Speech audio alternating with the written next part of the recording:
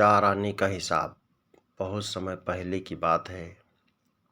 चंदनपुर का राजा बड़ा प्रतापी था। दूर दूर तक उसकी समृद्धि की चर्चाएं होती थी। उसके महल में हर एक सुख सुविधा की वस्तु उपलब्ध थी, पर फिर भी अंदर से उसका मन अशांत रहता था।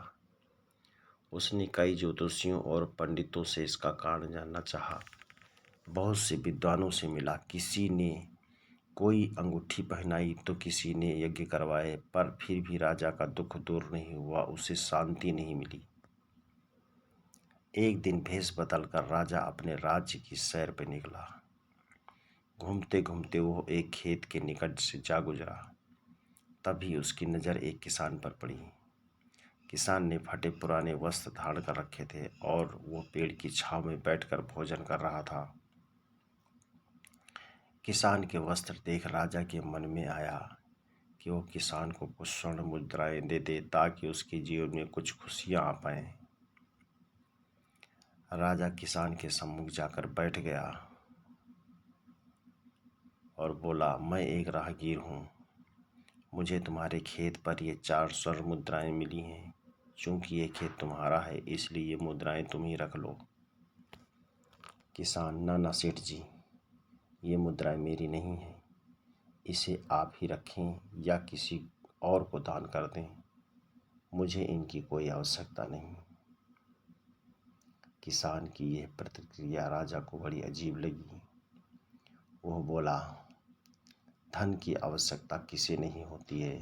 भला आप लक्ष्मी को ना कैसे कर सकते हैं। सेठ जी, मैं रोज 4 आने कमा लेता हूँ और उतने में ही प्रसन्न रहता हूँ। किसान बोला, क्या आप सिर्फ 4 आने की कमाई करते हैं और उतने में ही प्रसन्न रहते हैं? यह कैसे संभव है? राजा ने अचरज से पूछा। सेठ जी, किसान बोला, प्रसन्नता इस पर निर्भर नहीं करती कि आप कितना कमाते हैं या आपके पास कितना धन है। प्रसन्नता उस धन के प्रयोग पर निर्भर करती है। तो तुम इन 4 आने का क्या क्या कर लेते हो? महाराज ने उपहास के लहजे में प्रश्न किया।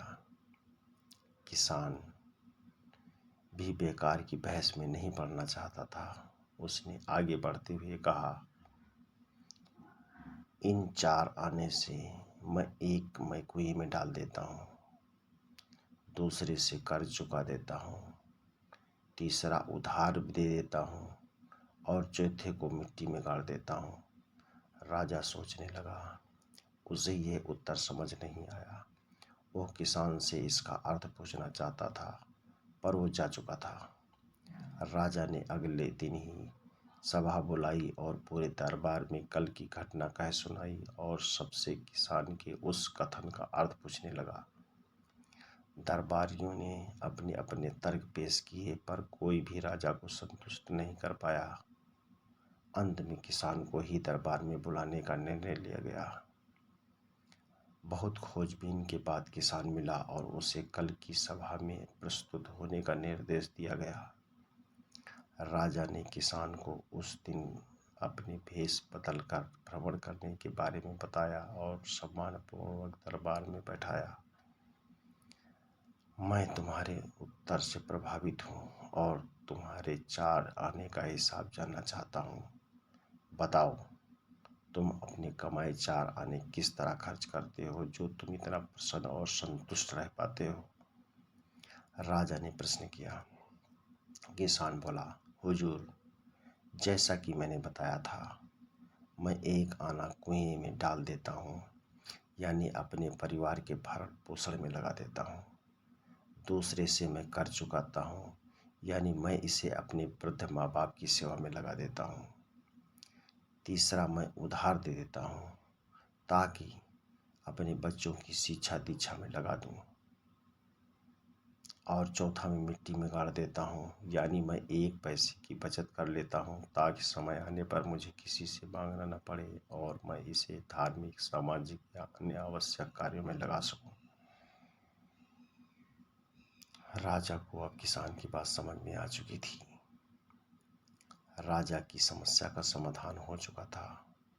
वह जान चुका था कि यदि उसे प्रसन्न एवं संतुष्ट रहना है तो उसे भी अपने अर्जित किए धन का सही सही उपयोग करना होगा। मित्रों, देखा जाए तो पहले की अपेक्षा लोगों की आमदनी बढ़ी है, पर क्या उसी अनुपात में हमारी प्रसन्नता बढ़ी है? पैसों के मामले में हम कहीं ना कहीं गलती कर रहे हैं। लाइफ को बैलेंस बनाना जरूरी है और इसके लिए हमें अपनी आमदनी और उसके इस्तेमाल पर जरूर गौर करना चाहिए। नहीं तो भले ही हम लाखों रुपये कमा लें, पर फिर भी प्रसन्न एवं संतुष्ट नहीं रह पाएंगे। वीडियो अच्छा लगे तो लाइक करें, चैनल को सब्सक्राइब करें। धन्यवाद।